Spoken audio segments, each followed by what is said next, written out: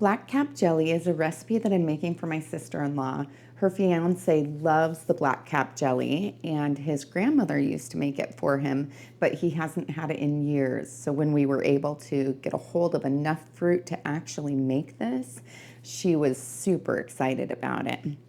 So I need to start out with somewhere near 10 cups worth of black caps. Black caps are kind of like a raspberry, but they tend to have more seeds and be a little bit more rounded and smaller. I'll place those in a pot. Mine are actually frozen because we had to freeze a little bit at a time until we got to the point where we had enough for it. And then I'll add 1/4 of a cup of water, and this will just be to kind of help it until the juices start to be released. And then I'll place this on the stove and allow it to just simmer until those berries are soft, because I want to be able to get all of the juice out of them. My black caps are nice and soft now, but I didn't bring them to a boil because I don't want to lose any of that liquid. And I have a strainer. This is my husband's honey strainer, and I love it because it sits directly on my pot. You can really use any strainer though, as well as cheesecloth if you wanted to. This is just my favorite. So it's very similar to blackberries in the color, but the taste is quite different. You do have to be careful about staining though, just like with your blackberries. And then I just work my juice, all of those liquids, through the sieve. If you had a cheesecloth, you would just let it hang for a very long time, probably overnight. But for this, it's pretty easy to just work it back and forth with the silicone spatula. At first, it always feels like you're not doing any good whatsoever, but eventually you can see that it really is making a difference. My goal is to get 3 cups worth of juice out of this. You can see that even though there's a lot of seeds in there and still some moisture to it, it's gotten a lot of that moisture out.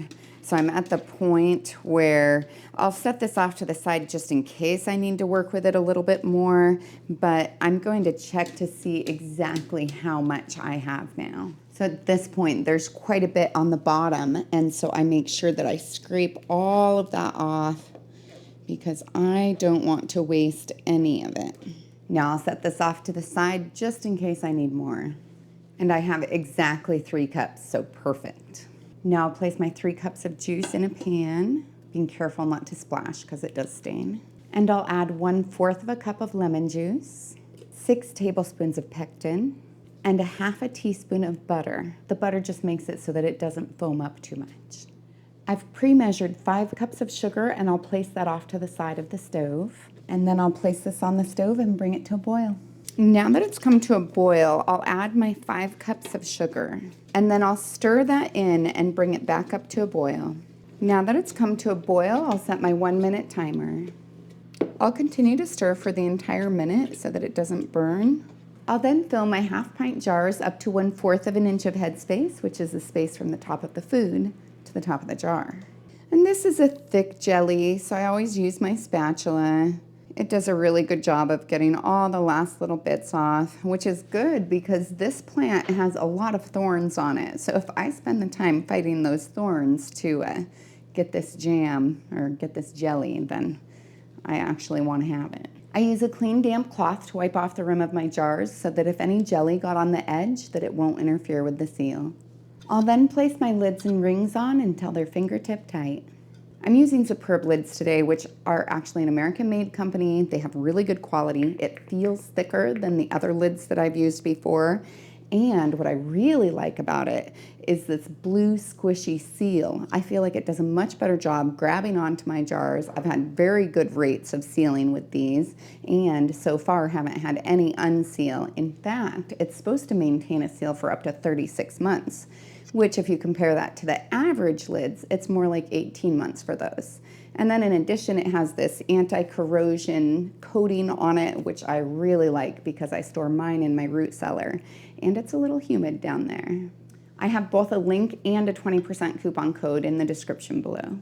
I'll place these in my boiling water bath, submerged 1 to 2 inches below the water, and process them for 10 minutes. If I'm at sea level, I'm at 1,200 feet, so I'll do it for 15. But I won't start my timer until after it starts to boil. Now that the processing time is complete, I turn off the heat, remove the lid, and let it cool for 5 minutes. I remove the jars from the canner and place them on a heat-resistant surface about 1 to 2 inches apart so that they can cool quickly. I'll leave them there for 24 hours so that they can get a good seal. I can tell that they have a good seal if the center of the lid is depressed down. If it is, then I remove the ring, wash off the outside with hot soapy water, and store them in a cool, dry, dark location like my pantry and use them in the next 1 to 3 years.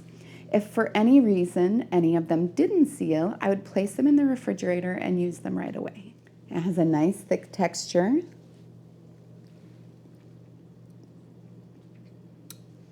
And it tastes good. It doesn't taste like raspberry jam. Kinda. It doesn't taste like blackberry jam. It kind of tastes like you married the two berries together. There's only two things that I don't like about the black caps. One, they're thorns, and two, they have so many seeds. But if you do it like this, it tastes so good and it's perfect for eating on toast or anything else that you would want to eat a jelly or a jam on.